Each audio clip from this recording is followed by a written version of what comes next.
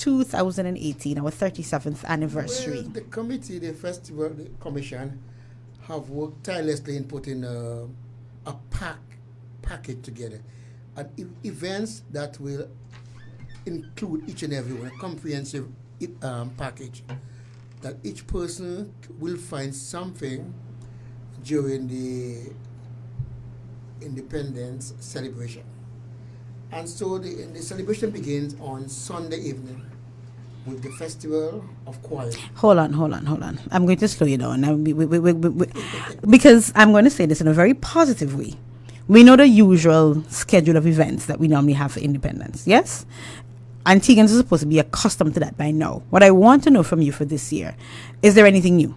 Let's start by peeping to see if there's anything new. Well, the only thing new we have this year, and probably might say it's not new, is on Monday night we have the spoken words and the literaries for poems and all the Which Monday? Lovers, all the spoken word lovers at the Dean Williams Cultural What Center. Monday when? And that's Monday at 7 p.m. Monday coming?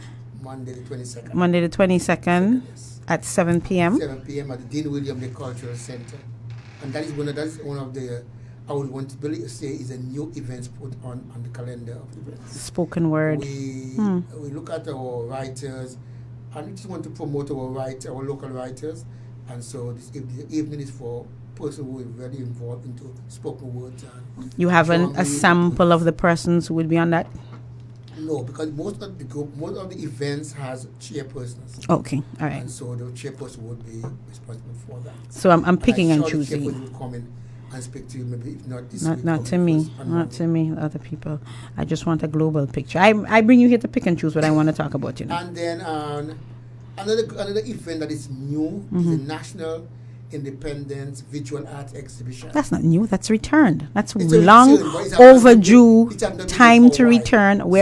Tell me about that. And that's going to be held at the Visible International Airport. What? That's where it's going to be held. What? And we have 30 of our top local artists. VC Bird International Airport where? It's going to be in the new terminal, Visible International Airport. Which part in the new terminal? When you get right on the arrival, you get out to the arrival. You mean on the departure? No. On the arrival. So when the people are coming into Antigua, they'll see it. They'll see it, yes. So what happened to those of us who are not going away to come back? Well, then you take a drive to the airport. That's what I'm asking you. So is it that it will be... Yes, person can go and see us. Oh, okay. Because you said on arrival, so that's what I wanted clarity. Well, my correction, outside the arrival. Okay, all right. So it's right across when you come out from the arrival, you make it's right there. So it's outside the arrival, sorry. So persons can go up to the airport. Not hearing anything? Go ahead. So persons can go up to the airport and look at our local artists, and it will be 30 pieces. Wow. And that is one of the events that person might be looking forward to see our visual artists, because for a long time we have not really celebrated our local artists. Long and time. And now we go back. We're back. We did it some time ago, but now we're back again. Yeah. So these are the two events that is new to the calendar of events this year. All right. So in addition to the events that are new, we know that a number of events are being moved around. Tell us about those. Well, as I said earlier, on the 21st, which is on Sunday, 21st October, the Independence Festival of Choir. No, Mr. Lodat, man. Come, let me help you out. Okay, let me ask the questions. Mr. Audience, Mr. Lodat, forget that we're behind time for one, and two, that, we're not here to do the normal things. Okay. Mr. Lodat will work with me. So let me ask you. We know there are normally a number of events that are held at the stadium. Tell us, but we know this year, because we have cricket considerations, that we've moved around a number of events. Great. Tell us about those. So, at Vivian Richard Ground, there'll be only the food fair. So the food fair will be at the Vivian Richards Ground, along with the cricket games. Vivian Richards. There'll be two cricket games, and the food fair will be held. So the ceremonial parade clearly will not be at that will be on the Antigua Recreation Ground. So whereas in the past, for a number of years, we would go from the ceremonial parade right to the food fair. Now we are going to do the ceremonial parade, and then we are going to drive up for the food fair. So what time does the food fair start? 10 a.m. in the morning. Which is right after you finish, you just meet and greet down at Antigua Recreation Ground, and then you make your way up to Sir Vivian Richard. So hold on. So you're saying that there'll be cricket matches. Now in the past we were accustomed to walking into the grounds to go and to have our food fair. Are we still going to be walking in, or so there's no fee for the cricket matches? As far as I know, there's no fee. This is open charge. The way how you say as far as you know. Walk into the ground. I don't like how that sounds, as far as you know. No, there's none. Okay. None at all. You are, as I said before, no. And this is on the 1st On of the Thursday, 1st November, 2018, 10 a.m. At the Sir Vivian Richards at grounds. Vivian Richard. The food fair will be held from 10 o'clock in the morning Until 11 in the evening. until. And to get people to go home and leave food fair. Until stocks last. We will come back to talk about the food fair very briefly, but a few other questions. So what will be happening at ARG this year? At the Antigua Recreation Ground, we have the National Junior Panorama Competition, which is the school panorama competition, on Monday 29th October at 5 p.m. in the afternoon. On the 31st, Wednesday 31st October 2018, the National Youth Rally and Activities. That will be held at the Antigua Recreation Ground also. And on November 1st, Thursday, November 1st, Independence Ceremonial Parade and National Awards. So we'll be having 3 events at ARG this year. Correct. We'll be having the school's panorama, we'll be having the youth rally, and we'll be having the ceremonial parade. Correct. All 3 events would normally, for a number of years now, well over 10 years, would have been at the Sir Vivian Richards Stadium. Okay, and these have been moved because we are in the high preparation mode for cricket, women's cricket, not just cricket, women's World Cup cricket. All right. So, questions. 2 questions. Number 1. What are we doing in terms of seating at the ARG? Because the main stand, well, the traditional main stand is not, as far as we're aware, in condition to be used. That would be the old West Indies oil stand. Well, good question. The Festival Commission have been working tirelessly along with Public Works and the Happy Program to ensure that The Happy Program. Prisoners there, Oh. that the seating capacity will be ready for the youth rally. So that means West Indies oil stand will be back? Yes. There are benefits. So Lord, we you know working there on are that. We are benefits. putting things in- Football smiles. things is put in place. Everything will be ready for the youth rally. So there is no way for no one to be thinking if it's going to be ready. It will be ready. No, once we put our minds to things in Antigua, we get them done. So, based on what you're saying to me, right? You're saying to me that we are going to have full use of the ARG for independence. Correct. Okay, nice. Yes. That sounds I good. know people have been saying, No, we're not here for negativity. Yeah, but everything will be ready in the ground for youth rally, our ceremonial parade, and our national junior panorama competition. So cricket World Cup brings benefits. Well, yes, we go back to also. I mean, as you sure you would appreciate that the recreation going to have a lot of history, and so I never think that we divorced from the recreation ground. I mean, we just take a listen and go back. Now we're back again. So. You didn't hear my comment. My comment was that point. Hear me know that what do you call it? Cricket, women's cricket, brings lots of benefits to Antigua and Barbuda because because But what? ARG will be restored to its former glory Well, by yes. default. I By love it. default, or- I love it. I love it. I love it. I love it.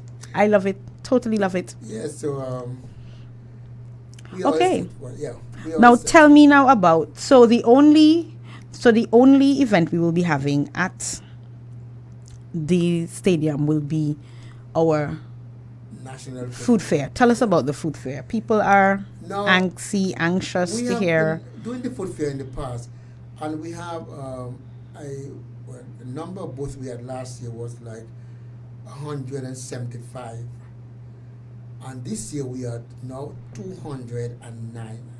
So we exceed the number of persons we would have. We have about 50 new vendors, plus our returning vendors, and so it become it's kind of a little it posed a little problem. A little? But I'll say a little problem, yes. Okay. It posed a little problem for us, but then we are working tirelessly to ensure that all the vendors that we have, the 209 vendors, will be placed come the day of the food fair. So we have been back on our drawing board.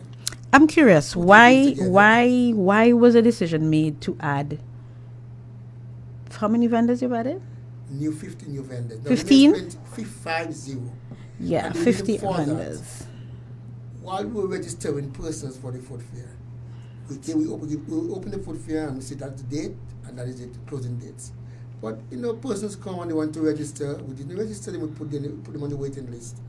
And some of the old returning vendors did not register on time. So they get cut. So we thought that they were not going to come.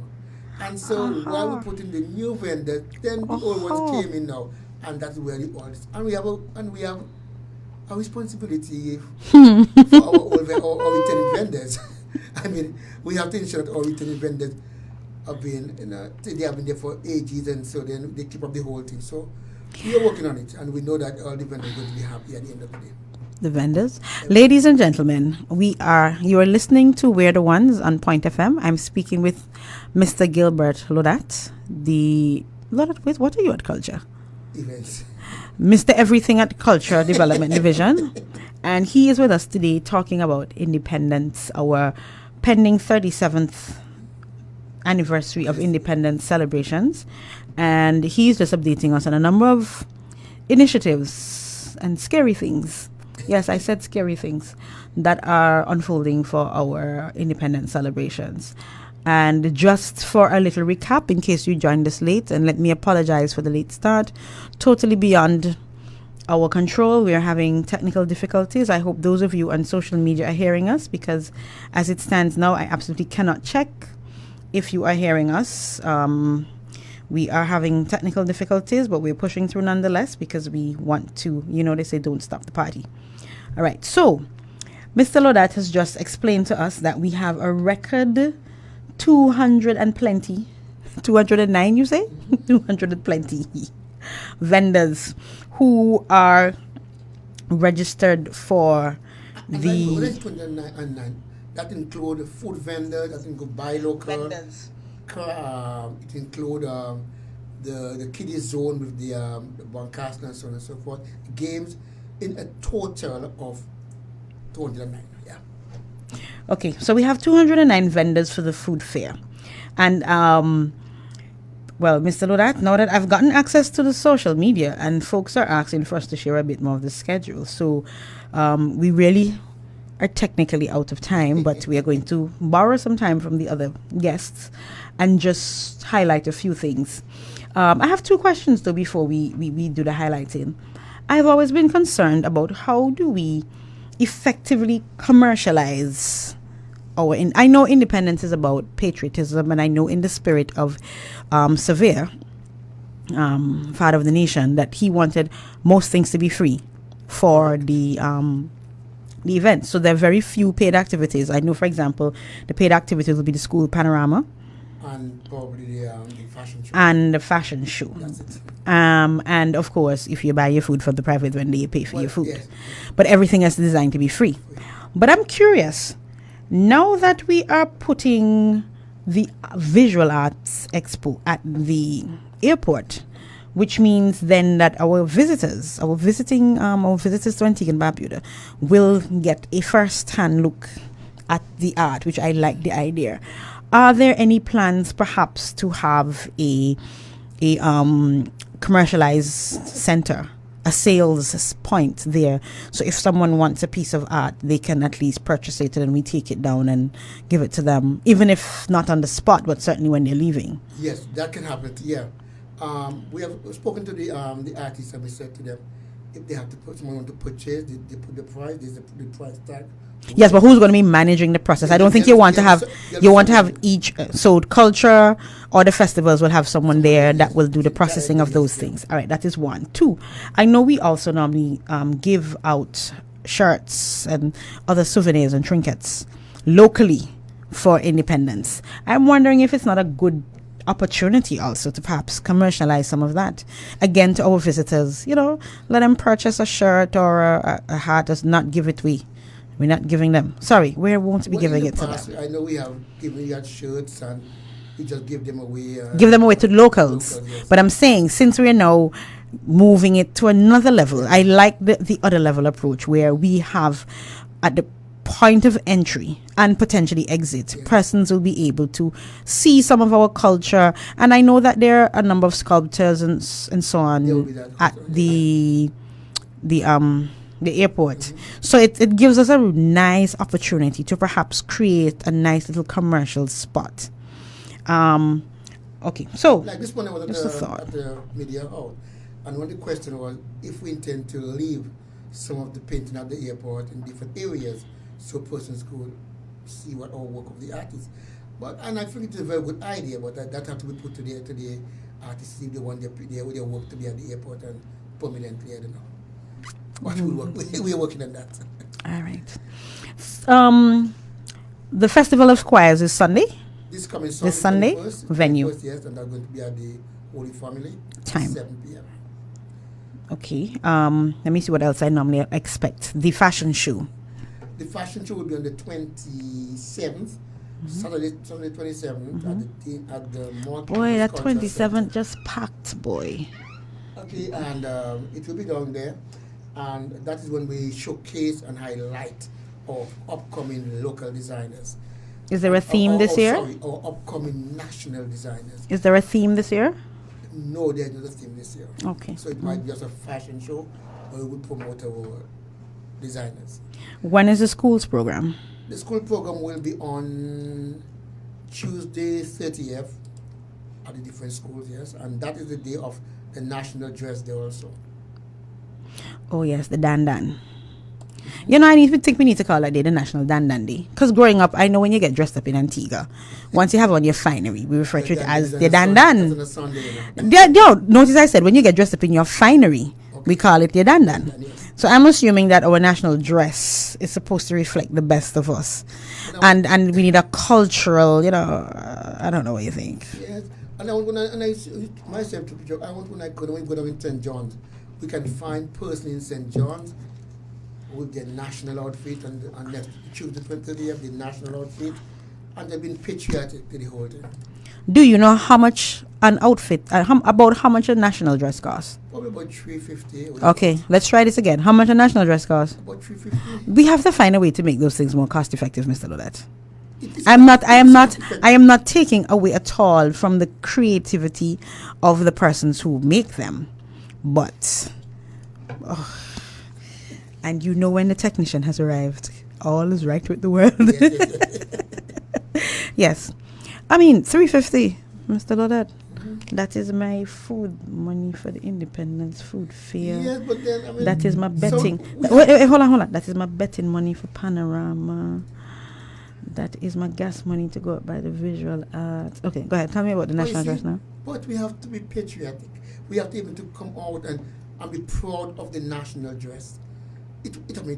Why does it cost $350? That does not inspire persons to go and buy a national dress. You want the full national dress I want the full national dress. $350. We need to do better than that. We need to go on a national drive, mass produce them, put them in the store, and cut the price by at least 1/3. Oh wow! I'm not a seamstress nor a tailor. They're seamstresses and tailors of Antigua and Barbuda. I am not asking about the ones that you designed for yourself. And this is not only a request on my behalf. All right? It's a general request. It is a general request. $350 to get our nation dressed up in our national dress is too expensive. I am positing that if we mass produce them, somebody takes up the initiative and does a mass production and cut the fare by at least maybe 1/3, we could be so far ahead of the game. That's a thought. Anyways, Mr. Lodette, we have 5 minutes. I have some questions about the food fair. So, registration is closed.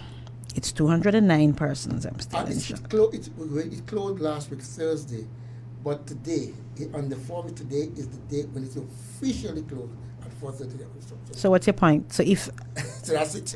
so if anybody came in today and registered, you took them? No, that's it. It's officially closed. That's it. Okay. Yeah. Now, just out of curiosity, because I think given the size of our food fair, we have been very successful over the years that we've never had any mass negatives surrounding our food fair. And that is because I'm sure of the standards that have been set and established. And continue. So just to reassure some of our people who, I don't know if there's anybody in Antigua who's never been to food fair.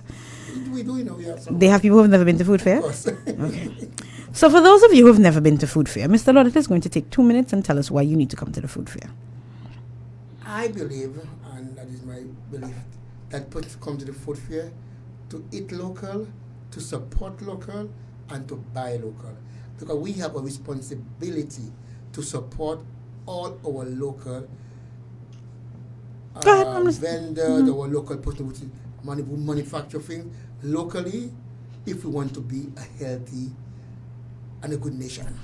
So people should come out and support it in all aspects of it. Because guess what? The people that is going to be preparing the food, they are preparing local dishes. Local dishes. Mr. Lodette, yes, Mr. Lodette, you just fail. Why? You just fail. Okay? Yeah. I'm going to tell you why. Miss Monique Wilshire, it is closed. There is no more space to register. Okay? All right, so let's just explain that. Next thing, Mr. Lodette, when I told you to invite people out to the food fair, this is Antigua Independence. This is the one season of the year we're supposed to get where we talk about anything local. Just tell them, Konkonyam.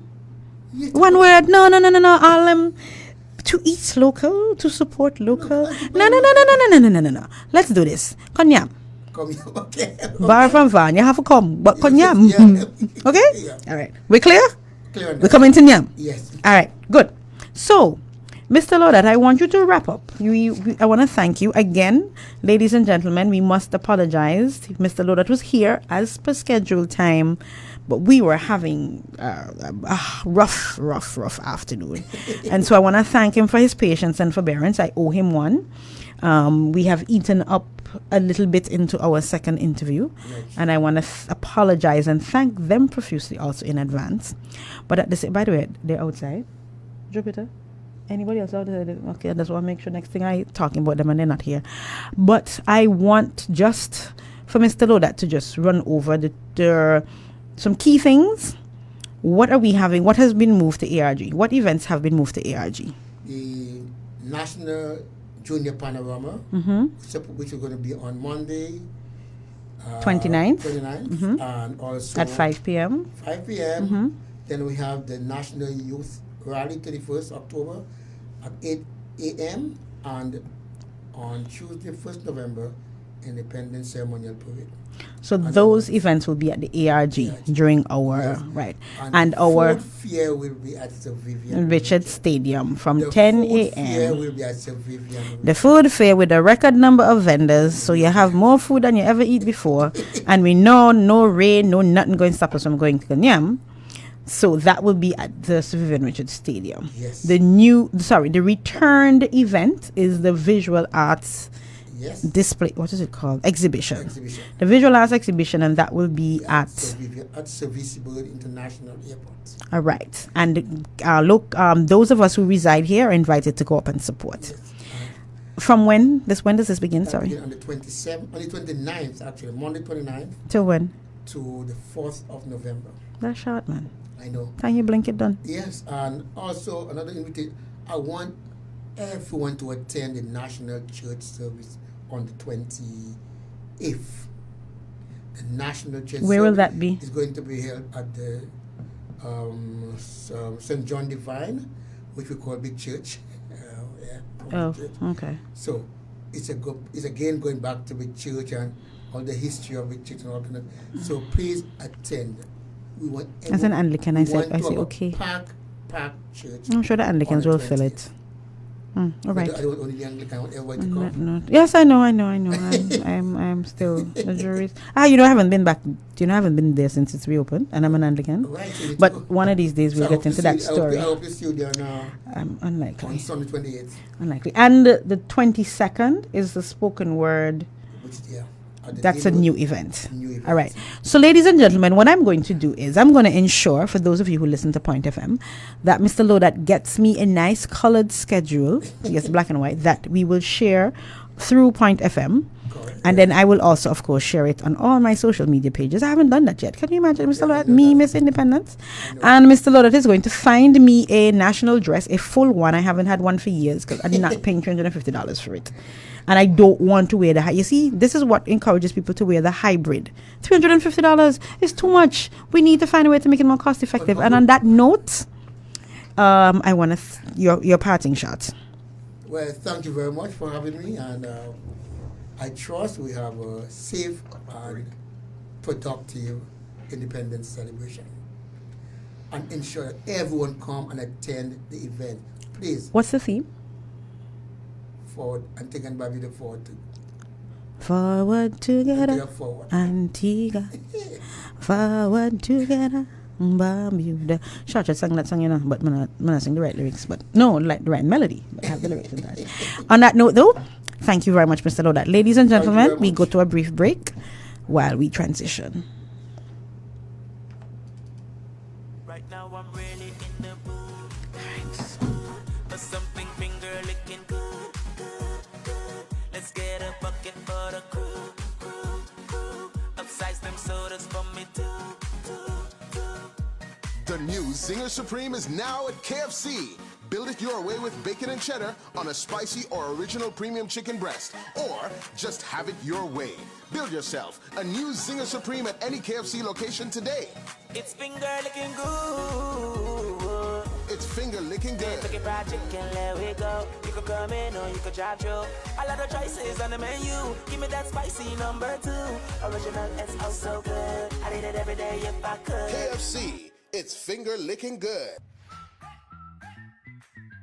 I bet you can do with some delicious creamy pasta, a big fat juicy burger, a spirits meal, pizza with extra cheese and toppings that you don't plan on sharing with anyone, or maybe it's the finger-licking good chicken from you know where, or it's the spicy fried rice, beefy taco burrito, barbecue chicken, or sweet and sour pork.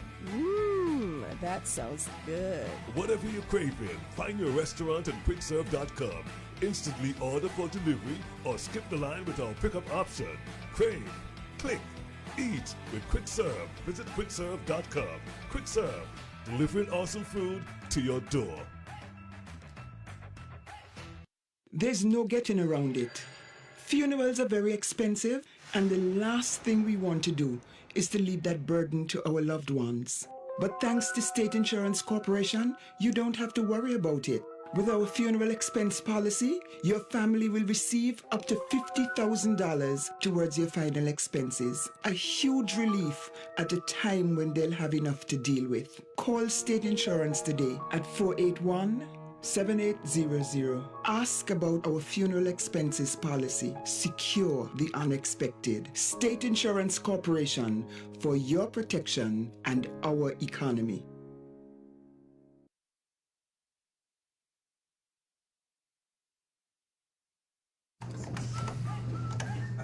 Everybody's up? I bet you can do with Then some delicious everybody creamy needs pasta, headphones? a big fat juicy burger. Oh, there's more explain? Okay, sorry. Gentlemen, I'm so sorry about that. We had a rough start.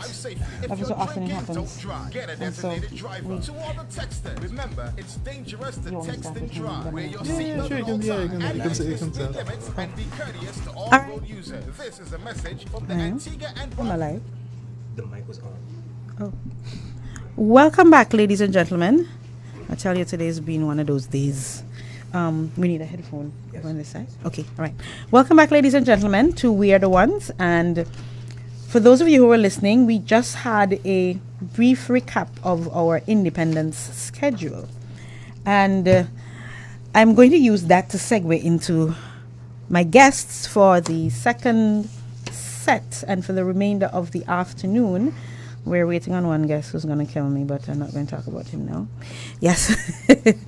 And because I say we're using that as an opportunity to segue, because once upon a time, did you know, audience, that the National Warri Tournament was once a feature of our independence celebrations? Did you know that, Seymour? No, I did not. Okay. And that Seymour you just heard was Mr. Seymour Smith, who was all of a sudden, I forget his name, who's the vice president of our Antigua and Barbuda Chess Federation. And he is joined by my old-time neighbor, pint colleague, sometimes, but with me nowadays, Mr. September Christian. A pleasant good day to everybody, to all the listeners. Welcome home, sir. Thank you, Petra. And of course, along with Mr. Christian, we have Mr. Simon, Trevor Simon. He kind of come from the wrong village, I think, sometimes, because he really, the way he does certain things. Mr. Christian, you want to say he do certain things like a pint people? Bang off people, them kind of things. Okay, having said that, now let's get back to serious business. We welcome Mr. Trevor Simon of International Exploits. He and September both Warri fame. They have been playing this game, I think, since they were both. But I was going to say in your mother's womb, but mommy might beat me off. So, gentlemen, let me begin by first extending. Well, actually, no. Before I extend congratulations, let me congratulate both federations. Well, no, you're not the federation. You're the. What is your organization? The Warri Academy. That's it. Antigua and Barbuda Warri Academy. That's going to bring me a question, but we'll get to that. Let me congratulate the Antigua and Barbuda Warri Academy and the Antigua and Barbuda Chess Federation for both being bold and ambitious to continue to put the flag of Antigua and Barbuda out there as it relates to the whole mind sports arena. Because when we say mind sports in Antigua, people have no idea what we're talking about. Yeah. So I'm going to impose on Mr. Christian to just share a little bit. When we hear the term mind sports, what are we talking about? Okay, well, the first thing I must say, in Antigua, we simply say the mind sports. In the bigger countries, they would say the intellectual mind sports. Oh, sorry, let me add that. So, intellectual, spell it. Yeah. Mm-hmm. It is really spelled out at these tournaments, that is intellectual mind games. Well, Antigua and Barbuda started playing on the international circuit in 1997 in London. It was then the Mind Sports Olympiad. Unfortunately, we got our invitations very late, and we could not send a contingent from Antigua. It so happens another Antiguan, Sakili Richards, whose parents owned the map shop, which she lives in London. She took part in that tournament, and she is something that can't change, the first international Warri champion of the world. Sakili Richards is the first international Warri champion of the world. Start make notes from a Guinness Book of World Record application. Go ahead. That is a feat that she achieved in 1997. Okay.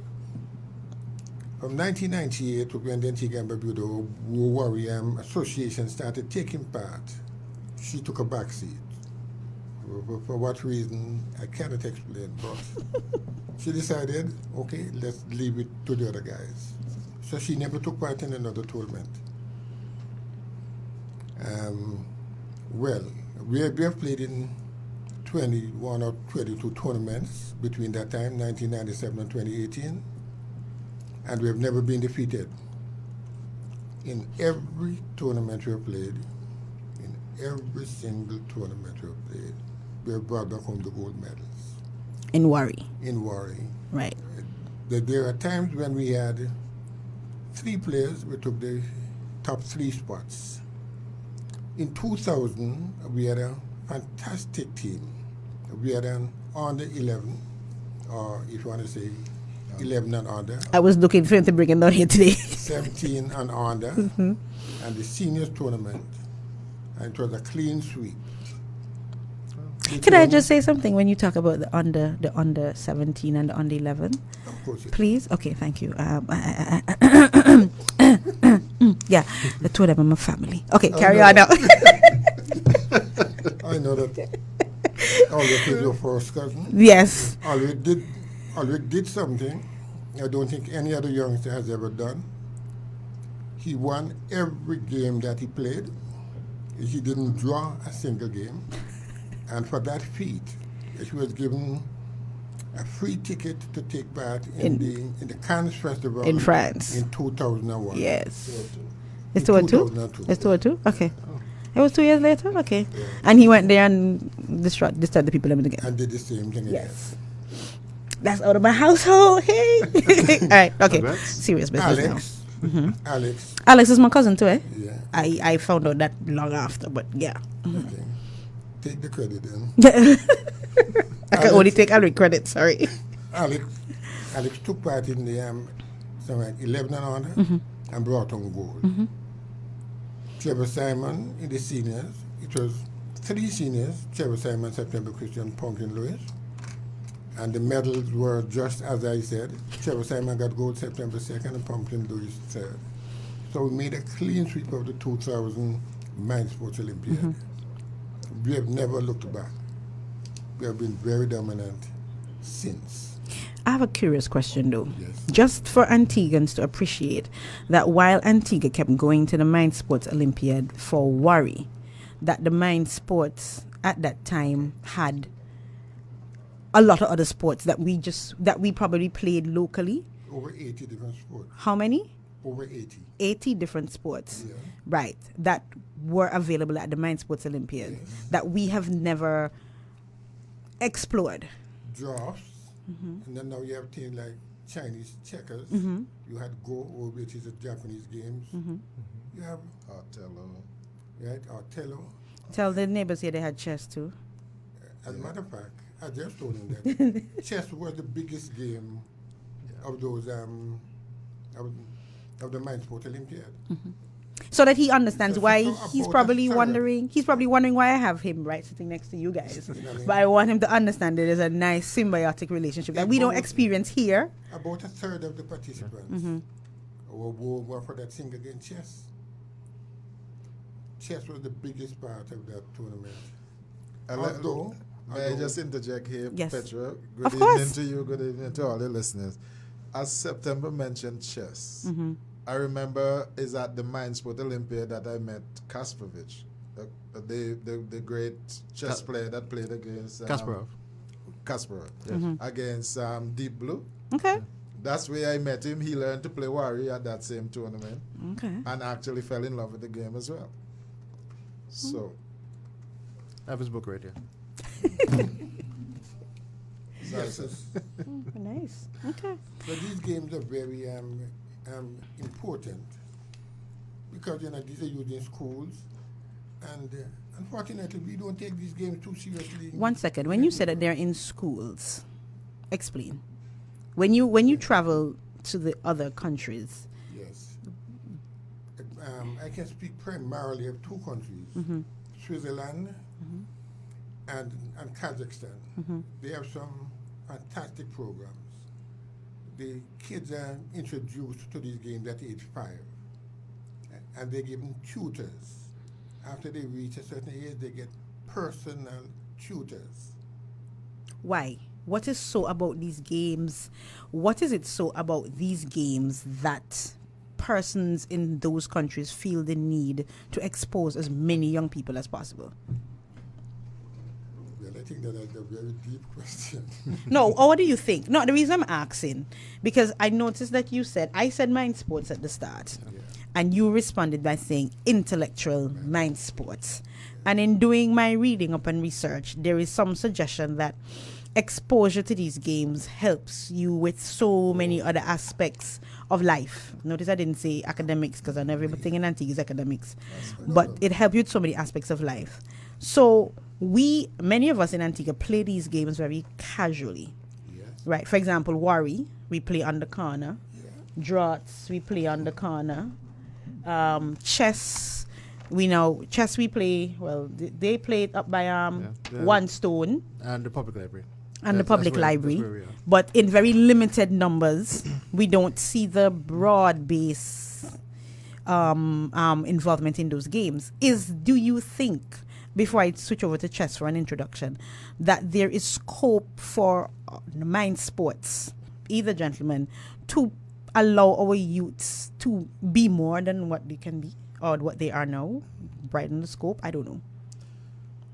To answer your question, Petra, the Europeans see mind sport as so valuable to a community, from building discipline in the youths, taking them off the streets from doing other unsavory things, building character, making them, how should I put it, disciplined citizens, and preparing them for life. Also, one of the main tenets of them putting on these mind games, a gentleman in Switzerland a few years ago was explaining to me why the government see these mind games as so important. He claims that the amount of money they save having the elderly folks involved in these games, in chess, in bridge, in worry, in chess, it saves the government millions of dollars a year, preventing these old people from getting Alzheimer's. So they look at it from a multi-tier situation. They don't just look at it as a game, building character and so forth. It also helped the government to save money by having the old people involved in these games. Okay. That's how significant they see these mind games. I don't like the term old people. Senior citizens. Well, when I say senior citizens.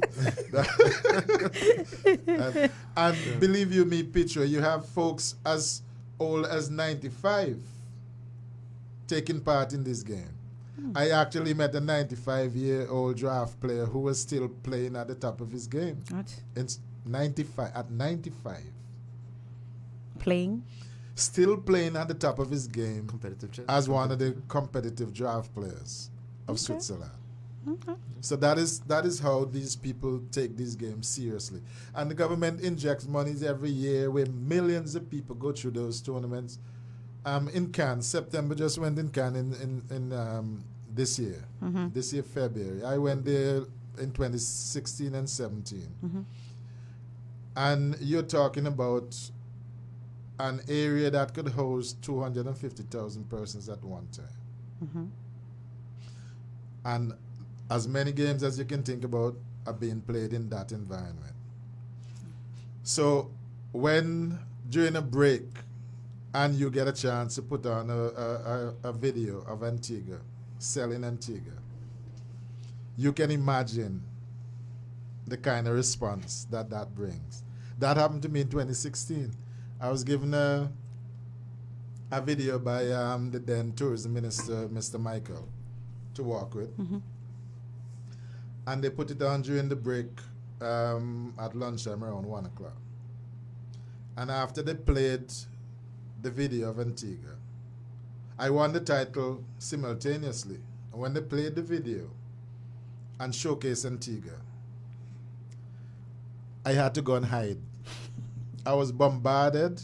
I was interviewed by the television folks. Antigua was showcased on television the evening, the morning. And the kind of publicity that you get out of those situations, Petra, you can't pay for it. I'm telling you. Okay. Mr. Smith, over to Petra. you. Now, you and I have been enjoying this education about worries, impacts. That's true. I mean, worry. I mean, I was just talking to Trevor outside, and he just enlightened me on some of the things that the worry brought. I mean, I'm impressed. I mean, clean sweep. These things are not. I mean, advertised, and you think they just won something, and I said no, we dominate. We're there. We're advertising Antigua and Barbuda, and that's what we want to do. We want to do in all the mind sports. Look, one thing I've said before. We spend all of these. We spend a lot of money We spend a lot of money, and we talk about facilities and sending athletes and so forth.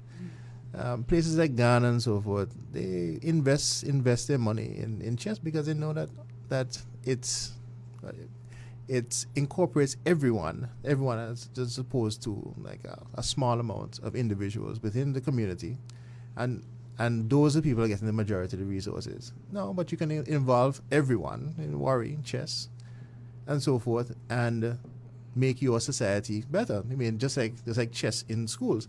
Look, here I have a magazine called Chess, a Tool for Education and Health. There is a commission in chess for this specifically. There's a whole magazine on it. We don't have to reinvent the wheel. It says here, the value of chess as a tool for education and social benefits was first recognized in 1786. I mean, in this article, The Morals of Chess, this is Benjamin Franklin from the States. He said, life is a kind of chess, and that by playing chess, we learn foresight, circumspection, caution, also a habit of not being discouraged by present bad appearances in the state of our affairs, persevering in the search of resources. So the education benefits of chess came into widely recognized in the 20th century. I mean, look, and I can say the same thing for worry. It's a mind sport. These things help with your situations in society. But before we get back to the impact of chess and mind sports locally, Mr. Christian and Mr. Simon spoke about the international impacts and their experience with the whole exposing Antigua through playing worry. I know that the Chess Federation recently had an outing. Yes, we so went. If you want to share with that, lend him the mic for a few seconds. Yeah. So okay, let me speak first, and then I'll just put it on to Jerry because he had a very good experience. I can say what he did. Yeah, he did. Yeah, man. Jerry contributed, man. He gave us a media attention. But anyway, I'll tell him. I'll let him do that. But okay, so the Batumi experience, we went to the highest level without actually going to any of the regional or the international tournaments. So we went to.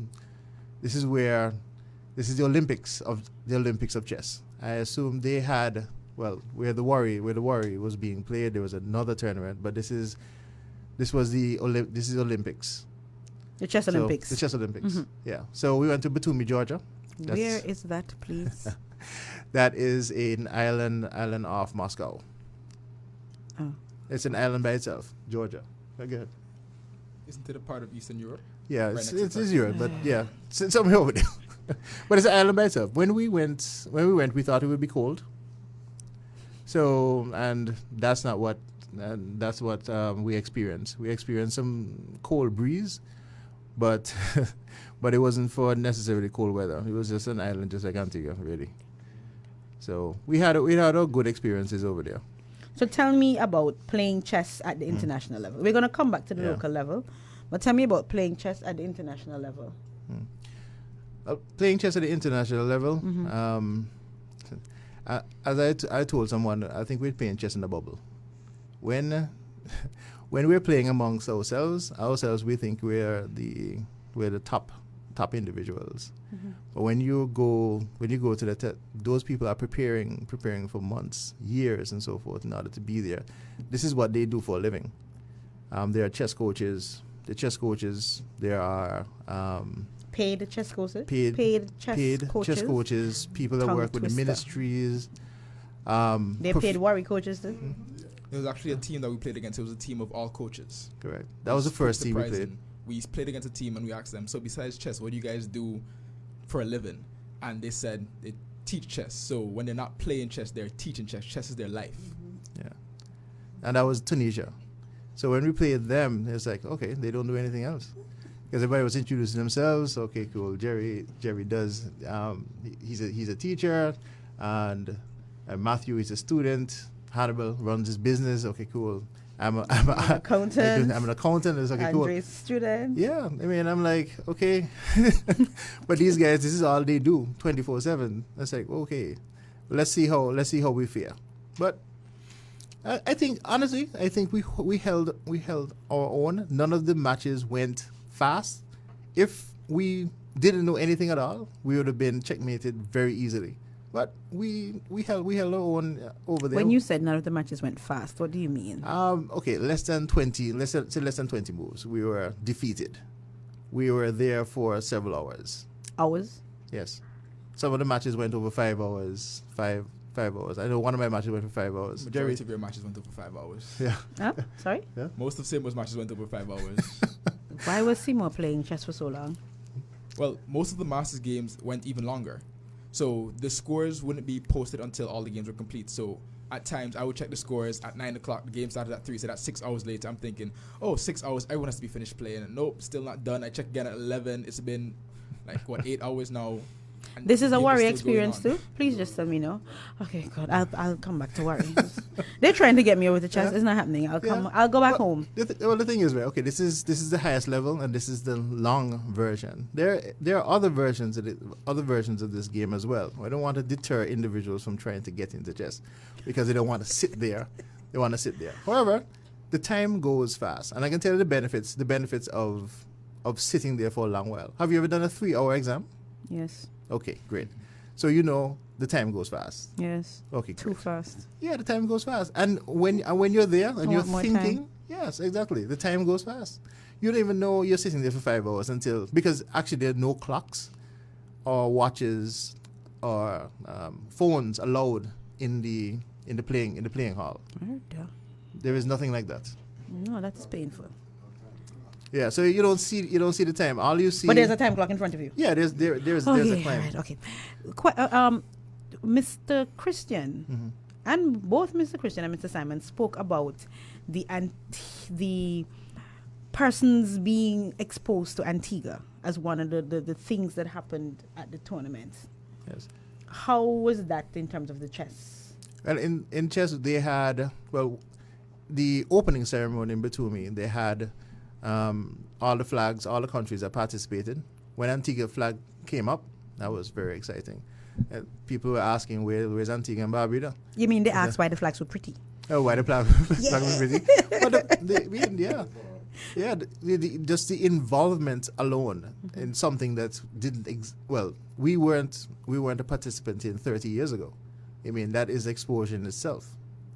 When we went there, we had a shirt on. We had Antigua and Barbuda Chess Federation. We had Antigua and Barbuda flag. People asking you, and we played 11. We played 11 teams.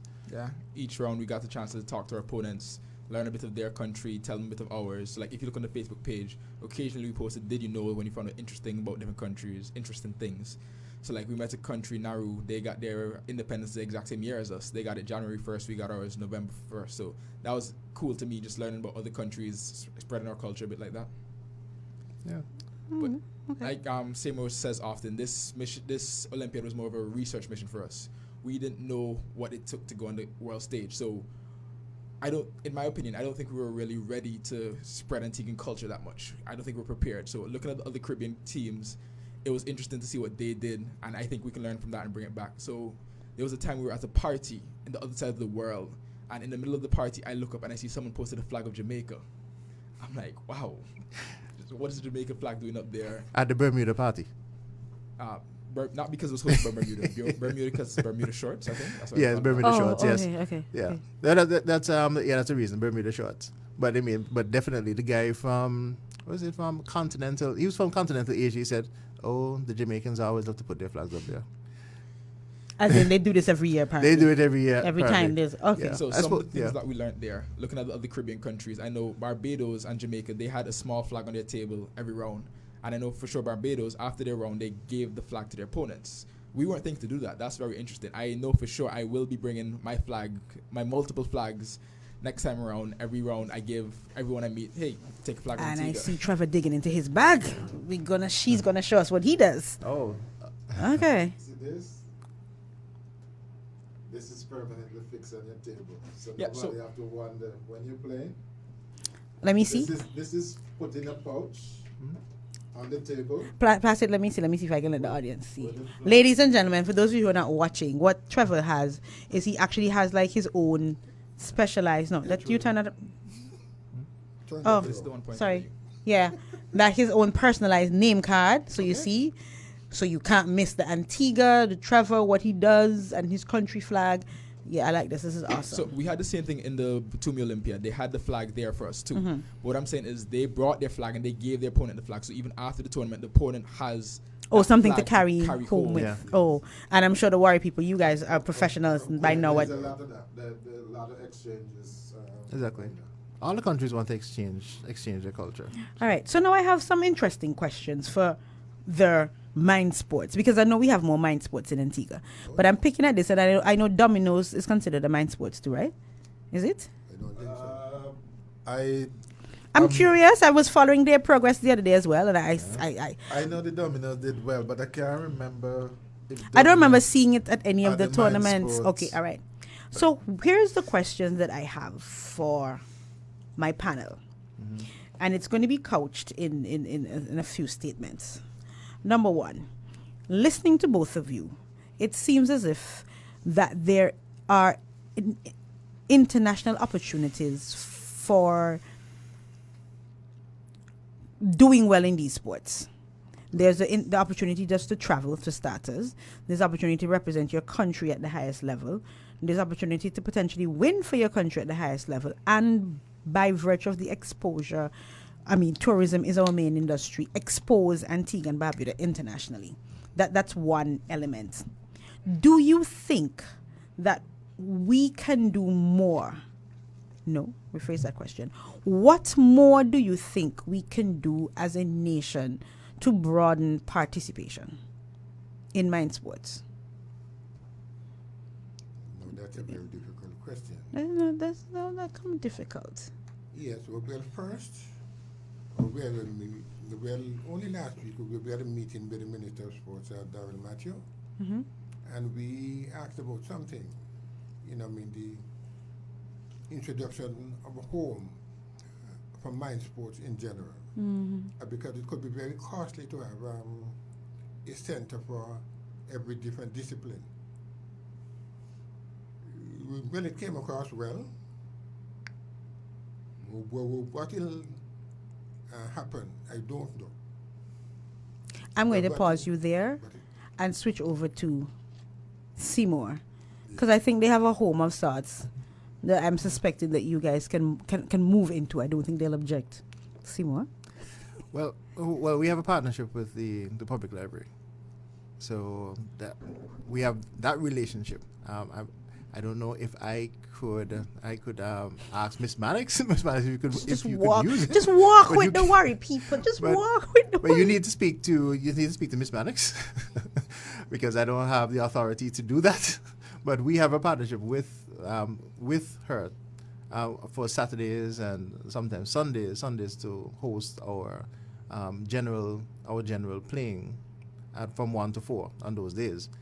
So, but there are other people who utilize the library as well. So you'll have to go and speak to them. There are other rooms. We've actually held tournaments at the library before, and we've done the new library or the old library. The old one. Oh, this is the new one. Okay. Well, I don't know about the new. This is a different face. It has more space. It has a lot more space.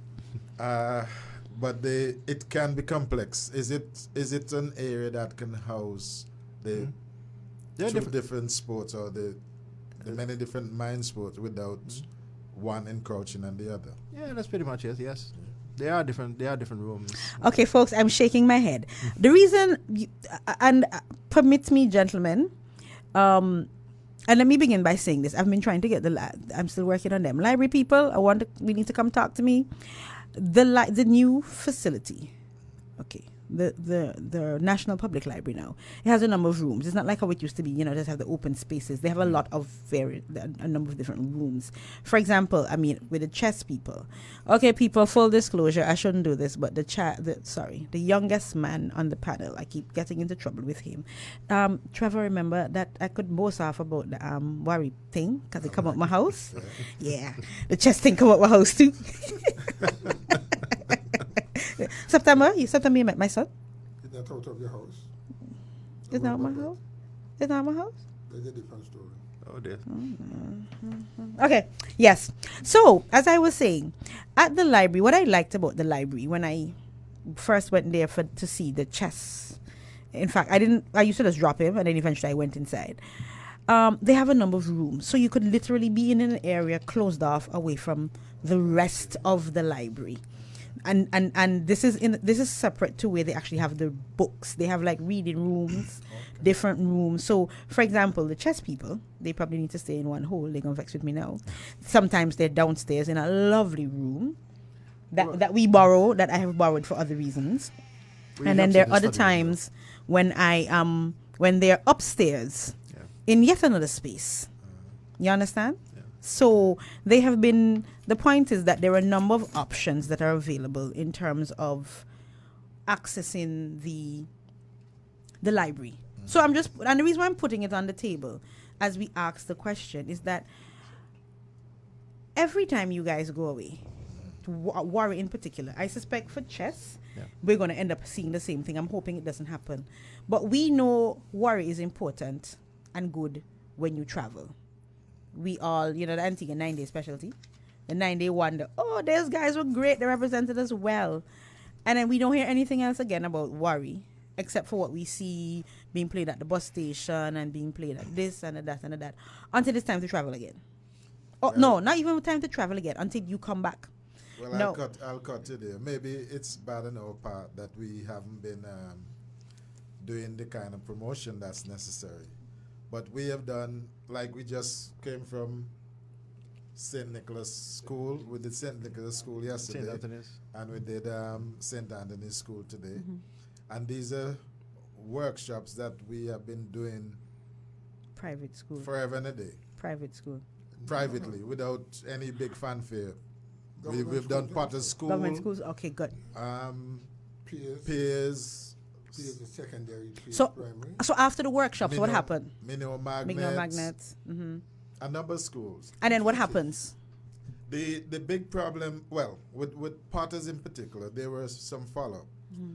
And Potter's School did such a beautiful display when we were invited back. After we did the first workshop in Potter's School, they went out and did some research on their own and did a wonderful presentation. I always talk about that. We have it on tape. Mm-hmm.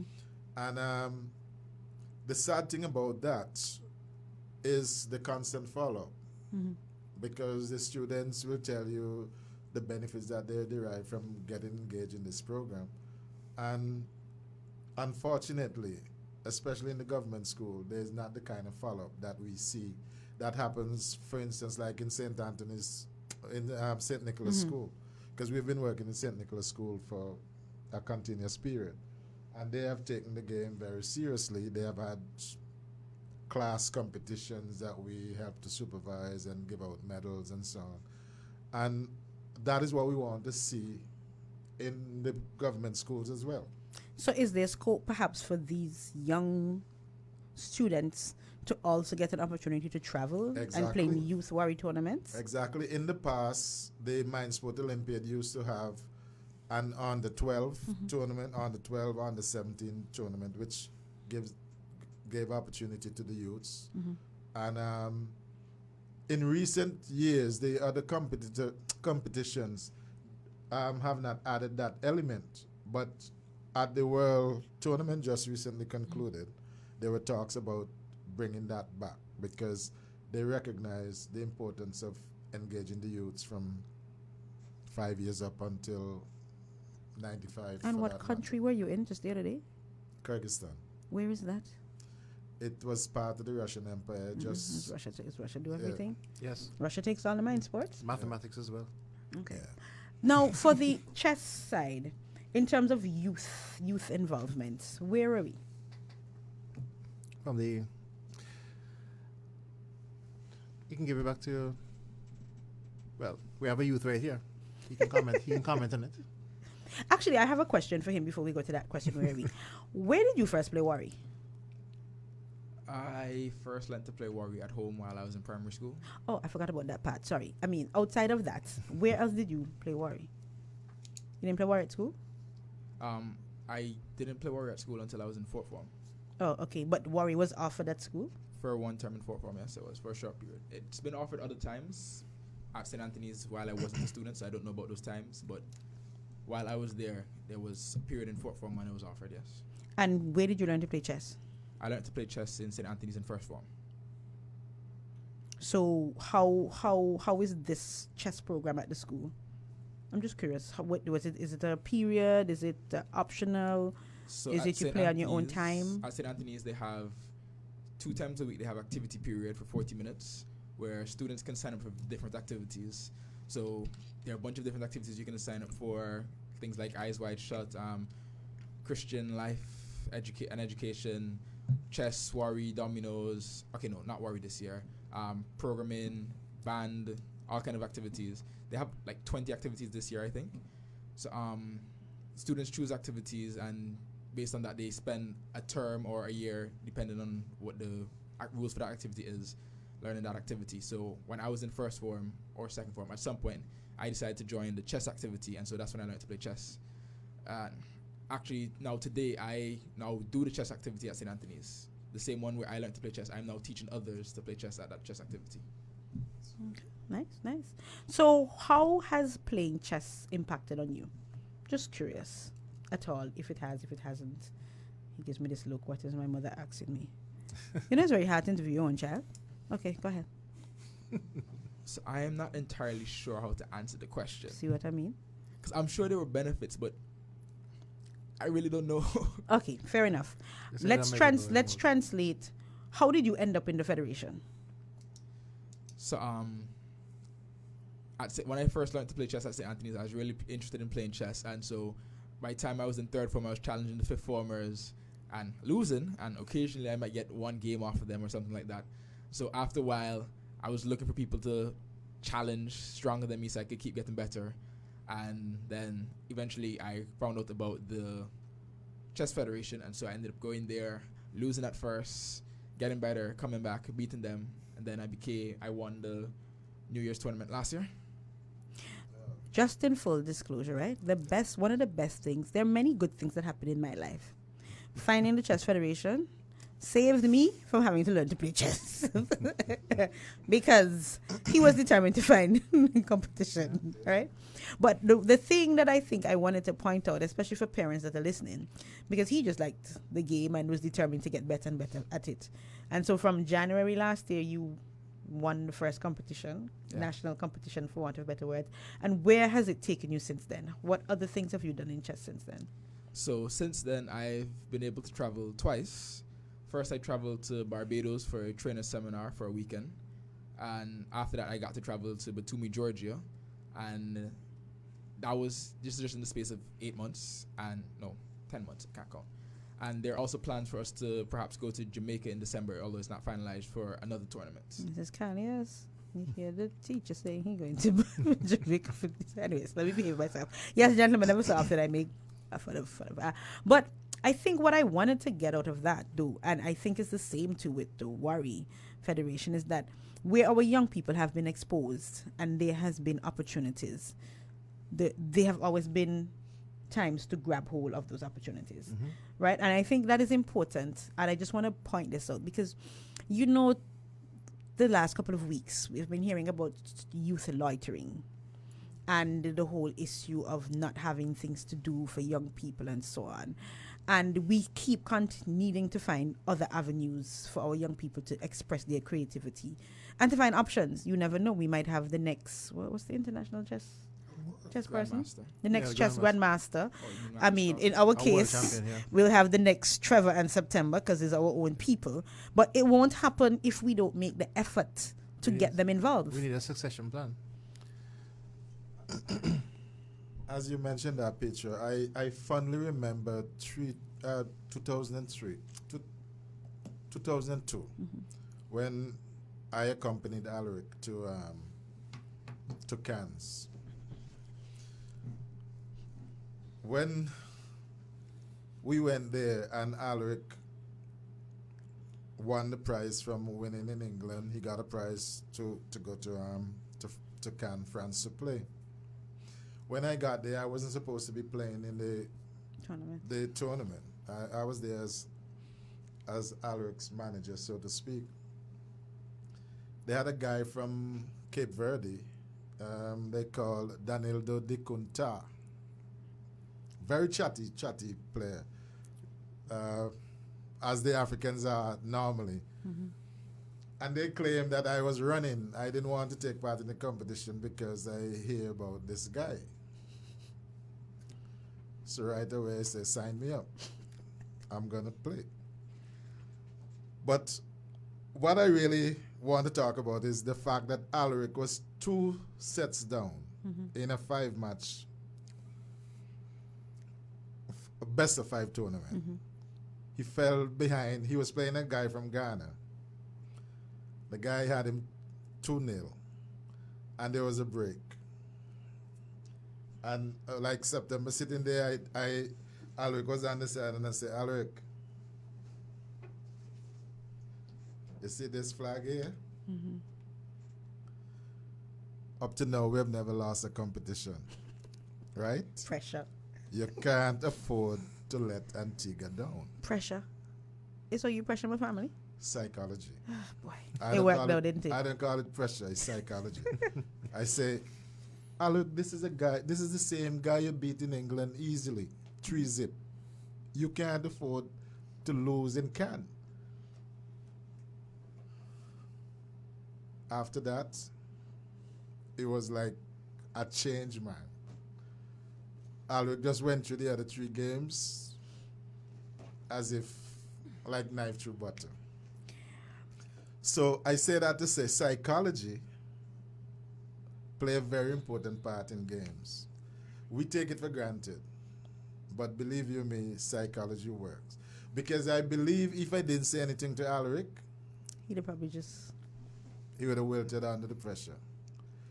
But saying that to him and showing him the flag, we have never lost. You can't afford to be the first one to let Antigua down. And he went and defended us and won. So I'm going to go from the contrast of you guys consistently winning to the Chess Federation's first outlay where they were mainly representing, because so you're going to have to work some psyche on them in addition to their skills. I want to know, in terms of how were you able to keep the young people in particular, Seymour, the younger people, motivated, because it was how many, 11 days of games? It was 11 games, yes. Some of us didn't play all the games, like myself. Andre was a reserve. But the first thing we told them, look, this is a fact-finding mission, okay? We all know the different strengths of these individuals. They are FIDE-rated grandmasters. The top 25, you saw all grandmasters. Not too sure if you're understanding what a grandmaster level is on the FIDE rating scale, as opposed to unrated players, which we were. So the expectation, there was no expectation to win. If we had taken some games off of these individuals, yes, I mean, that would have been a plus. Everything is a plus. The experience is a plus. I'm not trying to say that, okay, we went there to just lay down. Ranked. What were you ranked going into the games? I was ranked. I didn't have a Not rating. you, the country. Our country, we are 265. Jerry actually worked out the numbers, so he's going to comment on those numbers now. So when he says 265, so they give a rating value. So our rating value was 265 points. Out of what? As in, the higher your value, the stronger your rating. So ours was 265. Countries like China, there was 2,700. Okay, never mind. Yes, there you go. Okay, all right. So now we have context. Our rank out of 185 countries going into the tournament was 184th. 185 countries in the tournament, and we were okay. Never mind. Carry on. Okay, and let's leave it at that. Should I give more context for that? No. No. So then tell me then, since we were so lowly ranked, yes, how did we perform? One thing I want to say, Seymour was talking about grandmasters. At the tournament, we didn't actually face any grandmasters. Exactly. Okay. We're in player hall too, but go ahead. Yeah. So there are different kinds of masters. We played other kinds of masters, international masters, FIDE masters, and candidate masters. We didn't play any grandmasters. I've never played a grandmaster. I don't even know how strong a grandmaster is. Okay. But because of our rank, if you do the calculations, because chess, there's a lot of calculations, a lot of statistics. Statistically, we weren't expected to win 1% of our games. We weren't expected to win anything. We were underdogs. We weren't expected to get any points. So we got 8% of our games, which is significantly higher. Significantly higher. Than We the weren't expected to get expectation. 1%. We got 8%. I am proud of that. And he got one. Is it 1.5 or is it? I got he got 2 draws, right? Yeah. Yeah. 1 point. I mean, he got 2 draws against these individuals. That is something to. So like be we said, proud of. going in, Antigua, the country's ranking was 265 points. Yeah. So where are we now? Do we know? I don't know the country's ranking, but I know no person got lower than 600 points. Yeah. And we got as high as 1,400 points. Nice. So to go from 200 to 1,400, that's the group that we had in that tournament. That sounds good. Now you see, now you're giving us context. We can only go up from here because right now, we have the experience now to tell future players, current players, and future players, this is what to expect. When we ask you to come to training, this is what's expected. This is what's needed to perform at this particular level. Trevor and Chris was like, look, they walk with medals. We want medals too, but of course. But it's going to take time. It's going to take development of the players in order to reach that pinnacle. So So this is basically a wake-up call for us. Correct. Whereas Trevor and September, they can travel to Ghana looking for the world's greatest Warrior players And just slaughter them. Yeah. We cannot even begin to think about challenging chess grandmasters. This is just telling us, in the global scale of things, you are down here. You need to work to get to up here. Exactly. So here is my question, a follow-up question to both groups. How do we? I know that Worry, Mr. Christian in particular, mentioned the discussion with the minister, right? Being in the system and being around the system, my preference is for when we find community base or private sector base, build up, and then go to the government and say, look, we are here. We need you now to help us to go there. And I'll tell you why I say that. Because invariably, if we start from the government end, it's a stop gap. If this minister likes it, well, he would support it. If the next minister doesn't think this is a priority, it falls apart. If the government doesn't have any resources, nothing happens. So what do we do now in terms of, and my question now is not so much at the individual mind sports. Because to me, and the reason why I brought both teams together, why I brought Worry and chess together, is because in my little mind, like in my house, there's a dude, I'm worry board here. Okay, I'm pulling his leg. Yeah, in my house there's Worry and there's chess. I feel that there may be opportunities not necessarily to train together, but to build synergies, share common things like a space. If chess is on Mondays, Worry is on Tuesdays, or something like that. Because to my mind, if we don't grab hold of the now, I'm worried about the 90s. I'm honestly very worried. And this is not to be negative to either group of you. I think especially, and permit me, John, Worry and we've been around a long time, roll and tumble together. But I've liked the energy I'm seeing from the young people. And I'm hoping somehow that we can probably infuse across the mind sports, the intellectual mind sports as we call them, and begin to build out opportunities. I don't know what y'all think. Nobody about it. No, we're here. It's We're food waiting for for somebody thought. to comment. Building on the synergies might be something to explore. But again, it's all about the people. Just trying to get people involved, trying to build each organization. Without people, this is not going to go anywhere. As long as you get a proper home picture, I think you would attract people. You're not going to attract people to come, parents to bring the children, unless you have a home that they feel safe. Their children will be comfortable. That is true. The environment is safe and savory. You're not going to get parents to bring the kids in those environments. So the first thing I think we need to do is to get the proper environment to do the training. And then once you have that, you can branch out to do all the other things. Attract sponsorship, set programs where you can develop folks from one stage to the next. Because like in Warrior, and I'm sure you have the same thing in chess. You have initiation level, beginners level, intermediate, masters, and then you go up to grandmaster. So, and you can create the environment where you can take folks from one level to the next once you have the right environment.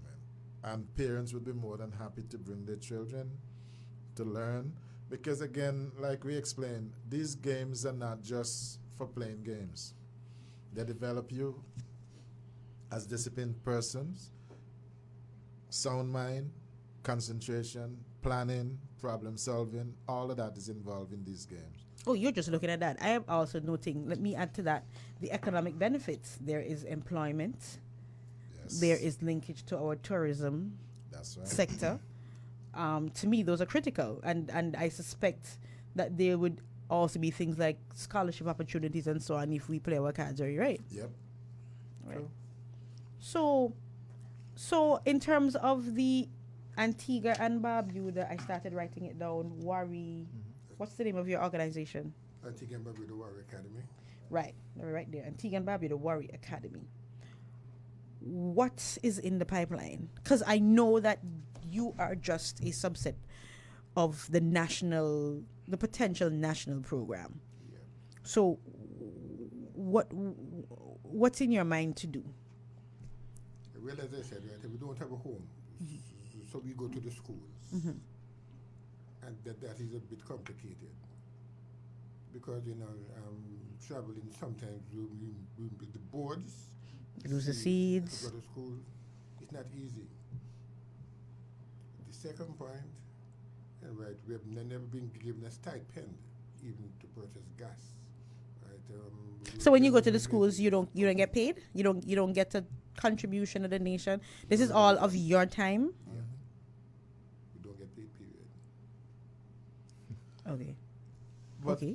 when we formed this organization, Petra, our motto was the first thing that we want to do, the aim that we have, is to develop the youths to maintain the kind of dominance that we have established in Wari. So where are the other players? We want to build from ground zero, and our focus, the academy's focus, is really to develop the youths. That is why we have been working with schools from forever and a day without much fanfare, without much publicity. Have you ever organized like an inter-school competition among the schools that you train? We did that in Villa one time. That's how Alric was selected to go. You got all the way back there. I'm talking about coming all the forward way beyond back that. But and we also did that in Olsen School. That's how what's the name? Priscilla was chosen. Yes, I remember. I remember Priscilla. Exactly. Yes. So Lord, I feel old. Those are things that we can. I was get around back for that to, Villa because tournament, isn't it? We did a session at St. Anthony's School today, and one of the teachers was asking the very same thing: can't we start a secondary school competition? But in order to do that, again, the whole question of the home comes to bear again. So suppose a school was to offer to be the base for the competition, but then that would be so then we'll have to bus everybody else to place X, or maybe we could bus them to the library for the competition. They're just people I'm only borrowing your space in my mind's eye. And let me tell you the reason why I'm asking. The reason why I'm asking is that, especially, and I'm going to come back to chess because I have a question about chess and Carifta because I've been nosying. You know, they have Carifta chess? No, I don't. Okay, well, we're going to come back to that just now. Yes. I didn't know that. Yes.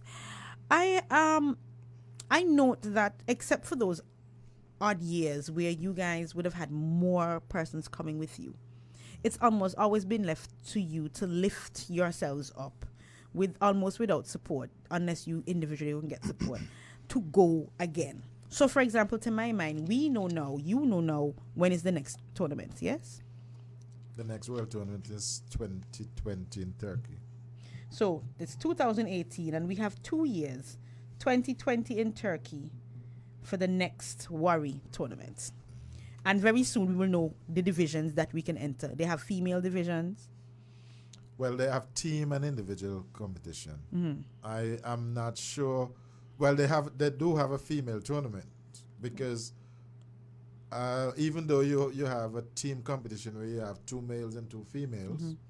they actually have the top female who comes out of that situation there. So, and I think it's Kazakhstan that won the one this year. Yes. So we know that there's room for female participants. Yep. There's room for male participants, and two males. two males, and maybe by the time they've settled down, there may be room for youth as well. Yeah. Okay, so we know that, and we're in 2018. How do we then, because again, and the challenges is just the two of you, because I'm going to say it publicly and I'm going to get blows, Warrior Association never ready yet. So how do we then put a plan in place from now that we can work towards making sure that you guys have a additional team? Because 20 something years I win now. I suppose in the Guinness Book of World Record, right? I make a check. I'm sorry. I am going to check. Yes, every time I slip, you know how it is. The point I'm making though is that we need to start planning the transition, right? And I say transitioning not for you guys to stop going or stop winning, but maybe we need to start get first, second, third, fourth, fifth. Especially first, second, third, fourth, fifth, sixth. Especially as a person at my age. He say at his age. Let me try to figure out what that means. No, what he said, he's looking to stop company. You're from my mother's generation? Yeah. You and Christopher are on the same session? Yeah. Lord have mercy. Okay, yeah, go ahead. Yeah, so the point that I'm making is, how do we do that plan? And how do we do that plan without it just being on the two of you, your resources? When you spoke to the government, for instance, were you able to signal to them, listen, we need something to help us to make this better, make it more sustainable, make it not be that if Trevor and September don't have no spare money for gas this month, they won't be visiting any schools. Let it be that if Trevor or September has some other thing that they need to do, there won't be any thing. And I say that knowing that even though we have other players, because I'll tell you, down in Point, I have a few Worry boards. Some are gone there. We had a summer camp. And I try to get, we have people around here that play Worry. So I shouldn't have had to disturb either of you. Until I wait. The Worry boards until they sit down. I can't get nobody to come train the children. I cannot get anyone to come and train the children. I say it in the two language so that I understand me clearly. So the point becomes now, is it that we just have the two of you to depend on to transition? How do we motivate others to come into the circle? No, I don't think that's the case at all. There are other resource persons that you can draw on. But the thing about it, the Antigua and Barbuda Warrior Association also need to get its acts together. Like I say, September, the Antigua and Barbuda Warrior Academy's focus is really and truly to focus on the youth. Mm-hmm. That's our platform. We really want to be able to develop the youth to the level that when we are off the scene, they can take over. We have a lot of good players in Antigua, and some have been exposed. There are others that need to get exposure, but that exposure cannot be consistent until the association gets its act together. And if they don't, then what do we do? Well, again, that's the other thing. We're not asking for perfection. We have to look at it from a holistic point of view, and that's where the Ministry of Tourism and Sports have to come together to aid the situation, I think. To go into the association? That is not encouraging. No. Oh, the to do something else. The association must organize themselves. But the Ministry of Sports and Tourism must also. But the Ministry of Tourism and the Ministry of Sport has a big role to play, because to me, the tourism aspect of it is absolutely critical. Like we said earlier, Antigua get a lot of mileage whenever we go to play in this tournament. Because think about it, you have over 2,000 press people at the World Tournament. Antigua won the individual tournament, won the team tournament. You can imagine the amount of mic that was in our faces constantly. And what are we going to do with that? When we showed what we're going to do with No, that? I mean, not just for you. No, because you have done your part. It's now for tourism now to get on that. That's right. All right. Let me switch over to the chess folks. And I'm going to switch over and start with the most interesting story. Throwing my son under the bus. You know Vivi. All of us know Sir Viv. Of course. Right. So my child saw some picture somewhere with Viv playing chess. I wanted to name Viv in everything. Only to then realize that just because Viv was in it, that took it to a whole other level. Am I wrong, Jerry? No. All right. But, I mean, so, and I mentioned that to talk about the value of sports and tourism and the importance of personalities like yourself to contribute to the selling of the product. But as I switch over to chess, ladies and gentlemen, those of you on Facebook can see I'm opening a book, right? And these chess people, my son included, tell me about their reading book, chess book. And I'm an avid reader.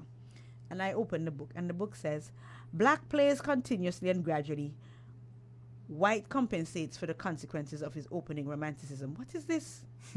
what foolishness is this? That's the art of the King's Indian. That's a That is particular not a opening. novel. I can't learn anything from this. Yeah, well, the thing is with this, right? I mean, once you've adopted a particular style and adopted like a player. This is Gary Kasparov. Trevor said he met him, world champion. I like this person. I want to read more. They have about books his on exploits. Worry. Yes, they do. That books on Worry. Of course. That write like this too. About this move and this position. Oh, Trevor, so you're writing one? Not like that. You're missing that? Okay. No, I heard Trevor. I'm going to edit Trevor book. It's all right. Trevor, I'm going to edit your book, right? I'm kidding. I have 2 volunteers already. Oh, okay. Never mind. But you talk I- about the tourism value. September could tell you, we went on an outing while we were there in Kyrgyzstan.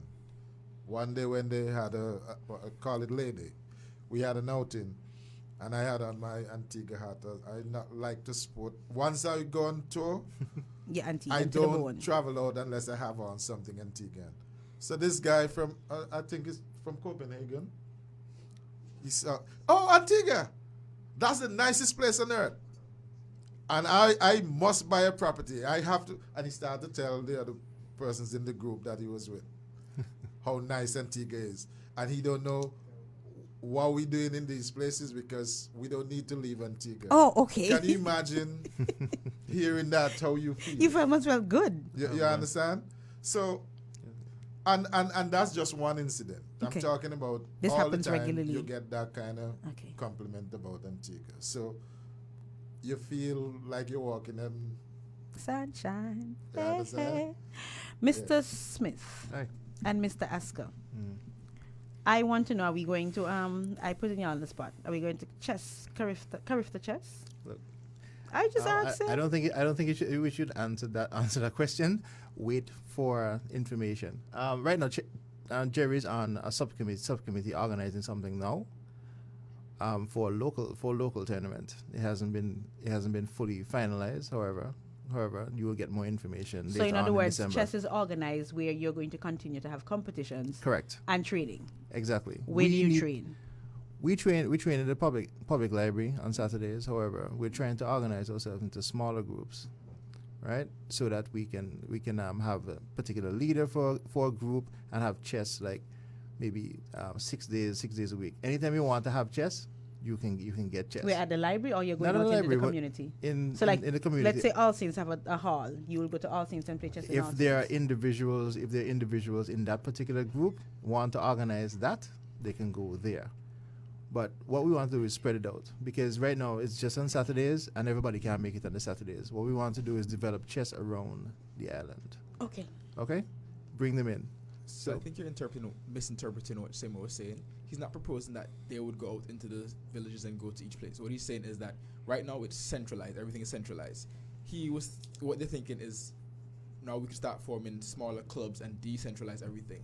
So maybe someone might form a club out in All Saints, and they will host their All Saints club there, and then there might be a club in Points, and all the different places have their different clubs. Well, we don't know that yet. Nothing has been. Let me try to steer. Nothing is nothing is in stone. Nothing's in stone. But not for. No, Jerry's not ignoring, man. but he is correct. That's what we propose. What we propose to do, and that is a strategy. That is a strategy that the executive came up with. So we can have chess. We can have chess more than once per week, once or twice per week. We can get it done, and that would promote chess widely. Because right now, we have some momentum in relation to all that we've done to take us to the highest level. We are at the highest level. We need these guys, Jerry, Matthew, Andre. Hey, look, let me tell you something about Andre, right? Andre performed well. He is the only person who beat a rated player. And the first time he traveled. So that's a gift. That is a gift for a young person. A young person here. Just imagine you want to be the next Andre. Jerry actually wrote a profile on him, which I commend him for. It was very good. Same thing with Andre. Same thing with Matthew. Yeah, he wrote a profile on that, and he's been doing our Facebook updates. I mean, he's very good at doing that stuff. So you see talent coming out different ways. It's in the blood. Yeah. It's in the different. He's gonna kill me ladies and gentlemen. If you don't hear from me next week, my child did me in. So basically, from what Simmer is saying, they're in the Chess Federation. It's not just people who have an interest in chess that we're appealing to, because we have need for other people. So I know when we travel, teams walk with their own photographers, and not all the photographers knew how to play chess. Some of them didn't even know the pieces. Correct. So there's need for photographers, if any of you follow the Facebook page, there were there's little flyers advertising each tournament. So a graphic designer, you could come to the Chess Federation, and if you're like an A-level student or something, that looks good on a university application, stuff like that. Whoever you are, you can come volunteer your services. Yeah. September is a graphic designer. That's what you say? And one of the best there is. Okay, well there we go. You see, this is some this cross utilization here. Some synergy, some synergy being built. Yes. So exactly. He's one of the tops. Great. So I can't claim all the credit for everything that happened on the Facebook page. I know I turned to some of my friends who plan on studying journalism, and so they were helping me write up the reports and stuff like that. So not just playing chess, there are other opportunities in the Chess Federation. If you're interested, you could come and take advantage of those things. All right, that sounds like a very, very good. Yes, September.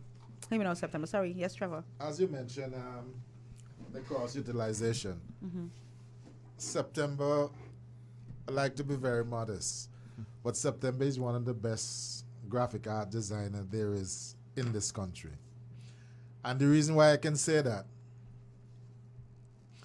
that's one piece of his work, but there are many other jobs that he has done that people can't believe it's done in Antigua. I'm looking at a booklet called The Unique Properties of Antigua and Barbuda. It's very nicely laid out, done by Mr. Christian. Thank you. And the logo is for the International Warrior Players Association. I always talk about that. In 2006, when he was asked to be part of the pool, you had about 5 computer graphic artists. Some of them have all kind of thing behind the name, doctorate and so. September, along with 4 others, were asked to look at designing 2 logos for the International Warrior Players Association. And guess what happened? The 2 logos that they selected were done by this gentleman on my left here. Nice. And right now, the logos that you see for the International Association of Warrior Players was designed by this one. You see, Pint Man, my family. Except I mean your family. I'm kidding. But on a serious note, I think that is excellent, and it speaks to the talent of us in Antigua and Barbuda. And guess what? We don't recognize We underrate ourselves and we underrate our potential and what we do. Well, gentlemen, guess what? Time has moved so swiftly, and we are just about at the end of the program. I want to give each of you just a few seconds to say a parting word. Anything you'd like to leave with our listening audience, with the community. You have been on Facebook Live, just so you know. So September, Georgia Boys, if I tell you howdy. Just so you know, because he's been listening. I'm going to kill me if I'm going to get a message. But I think I just want to give each of you, to congratulate all of you on representing our nation in what you do. A special commendation to both Trevor and September for that Guinness Book of World Records, I'm going to check it out, performance where you're now 21 for 21. What would you like to tell our audience in parting? Well, first, I've been given a warning. Mm-hmm. And I mean, some of the Warrior players said that when we go on the radio, when we go on the television, that we speak of ourselves and not about them. So, you know, I mean, I want to say just I'm big up to all the Warrior players, Public Works, Boogie, Joe Play, all the other guys. You know, I mean, that those guys have played a very great part in developing the younger players. And not only younger players, right, in keeping people like Trevor Simon and myself sharp. Because you've got to play with good players to remain at the top. So I can say thank you guys for all the hard work that you put in, and to all of our fans and supporters. Right, and thanks for all the support that you've given us right, over the last few weeks. And I like to echo the same sentiments of September. We have some excellent players in Antigua. And while we were there in Kyrgyzstan, and we tried to show people on the map, because a lot of them were wondering where is Antigua. On the map? On the map. When they look at the world map and see Antigua, a lot of them start laughing and wondered, so how you guys managed to be so talented at this game and you just a little that. And when we say to them, we have players just as talented at home, they all marvel. So again, big up to our players. It's difficult to remember all the names. Elwin Tipple, I always have to call him, because for me, he's one of the best all-round players in Antigua. Kambui, Punkin. I always remember Punkin, because Punkin is the one who has helped me to develop the stamina to play the game for long periods. When you play with Punkin, me and Punkin play for Warrior for 2 days straight, and more than one time. Slow play, Boogie, Omar, Urkel, Public Works boasts all the time that he has given me one of the fastest 6-9 on the record. And so, I mean, just to tell you that we really have talented players here, and I always have to hail up the legendary Dagan Shield, who I've had many battles with over the years. What's his name? Walwyn Barton from the same area is also an excellent player. Do you know why I'm smiling? I have to interrupt you. And I'll tell you quickly. You know, as he's calling all those names, you know what I'm seeing? Remember when Fumanchu used to organize them Warrior tournaments? Oh, yes. I pull up this. Remember, I used to be the scorer. Right. I just pull up the sheet with all of those names. But we're about to get thrown out, so let me just pass over to the chess people to say their last words. So, so a couple people I'd like to thank. So I know when the Federation first started out, they had their meetings at One Stone, so I'd like to thank them. Now we have it at the library, so they also need to be thanked. While we went to Batumi, I know we got some help from Grant Thornton, and I can't recall anyone else in particular. So I guess Seymour can handle the rest if there are any more. And I'd also like to just inform the public that near the New Year's, we're planning to have a chess tournament. All the details aren't out yet. If you want to be updated immediately, you can follow the Facebook page, and we'll be posting to there as new details become confirmed and available. And thank you for having me today. Good. I'd like to just thank the members of the exec for the Antigua Barbuda Chess Federation and some of the players. I mean, Chester Grant, definitely, Hannibal Fleming, Albert Lockhart for his assistance and guidance. Look, definitely Jerry for his work ethic, Matthew, Andre, look, those guys are those guys stuck with the federation for a very long time. Those they need credit. So definitely Grant Thornton for continued support and will probably continue to support our next efforts. All right. Well, ladies and gentlemen, there you have it. We are a few minutes over, but I think it was well worth it. I want to thank my intellectual mind sports and games posse. We have with us, I will start with the Vice President of the Antigua and Barbuda Chess Federation, Seymour Smith.